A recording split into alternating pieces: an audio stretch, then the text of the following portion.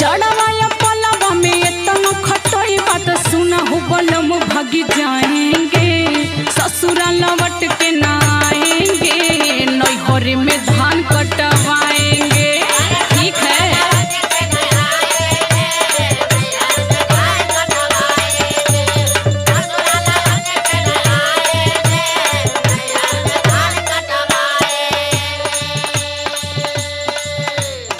अरे पगली खटाई तो खियाई भी ना तनिको देह पर असर ना पर दे। दिन भर खेतवा में संग संग धनिया भले ही तुमको खटाएंगे